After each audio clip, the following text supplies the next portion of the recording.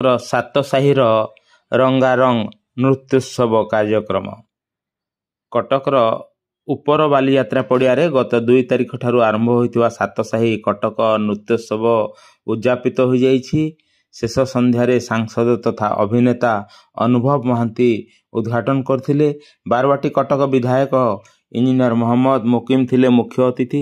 ସାମାଜିକ କର୍ମୀ ସରୋଜ ମହାରଣାଙ୍କ ସ୍ମୃତି ଉଦ୍ଦେଶ୍ୟରେ ଅନ୍ତିମ ଦିନଟି ସମର୍ପିତ ହୋଇଥିଲା। ମେୟର ସୁଭାଷ ସିଂ, ପ୍ରାକ୍ତନ ବିଧାୟକ ଦେବାଶିଷ ସାମନ୍ତରାୟ, ନିରାମୟର ଉପଦେଷ୍ଟା ଡକ୍ଟର ରଞ୍ଜନ କୁମାର ବିଶ୍ୱାଳ, ପ୍ରଦୀପ ଜେନା, ମାନସ ପଣ୍ଡା, ଅତିରିକ୍ତ ଜିଲ୍ଲାପାଳ Shiva Toppo, Kishore Chandra Mishra, police officer Sudhanshu Bhushan Jena, corporator Gagan Ojha, Manoranjan Das, Debadatta Swain ସମ୍ମାନିତ ଅତିଥି ରୂପେ ଯୋଗ ଦେଇଥିଲେ। ଆୟୋଜକ କମିଟିର ଉପସଭାପତି ସୁଧାକର କୁମାର ପୌରୋହିତ୍ୟ କରିଥିବା ବେଳେ ସମ୍ପାଦକ ଦୀପେଶ ମହାପାତ୍ର ସ୍ୱାଗତ ଭାଷଣ ଦେଇଥିଲେ। ସଂଯୋଜିକା ବବିତା ସ୍ୱାଇଁ ଧନ୍ୟବାଦ ଅର୍ପଣ କରିଥିଲେ। ଏହି ଅବସରରେ ବିଭିନ୍ନ କ୍ଷେତ୍ରରେ ଉଲ୍ଲେଖନୀୟ ଅବଦାନ ପାଇଁ 10 ଜଣ ବିଶିଷ୍ଟ ବ୍ୟକ୍ତିଙ୍କୁ ସମ୍ବର୍ଦ୍ଧିତ କରାଯାଇଥିଲା। ସଂଗଠନ ପକ୍ଷରୁ ଆମନ୍ତ୍ରିତ କରାଯାଇଥିବା କଳାକାରମାନେ ଓଡ଼ିଶୀ, ସେମି କ୍ଲାସିକାଲ, ଦେଶାତ୍ମବୋଧକ ନୃତ୍ୟ ସହ ବିଭିନ୍ନ ନୃତ୍ୟ ପରିବେଷଣ କରି ଦର୍ଶକଙ୍କୁ ଆକର୍ଷଣ କରିଥିଲେ। କଟକରୁ ଜୟନ୍ତ କୁମାର ରାଉତରାୟଙ୍କ ରିପୋର୍ଟ, ଜନମୁଖ ନ୍ୟୁଜ୍।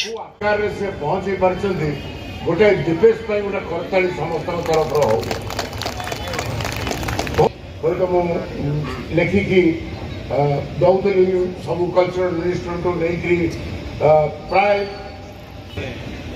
यही मुहूर्त धन्यवाद देवी आम विधायक मोहम्मद मोकिम को।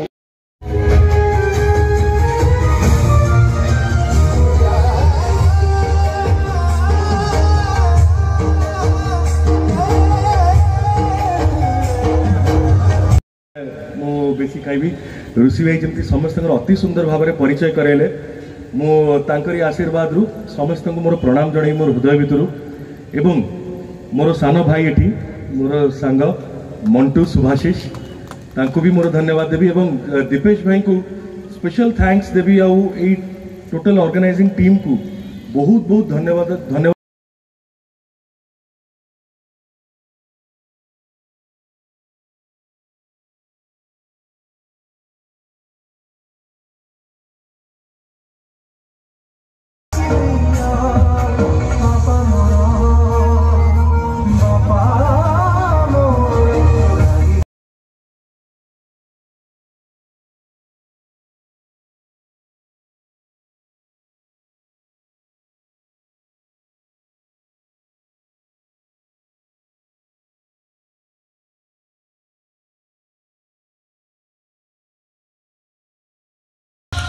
जय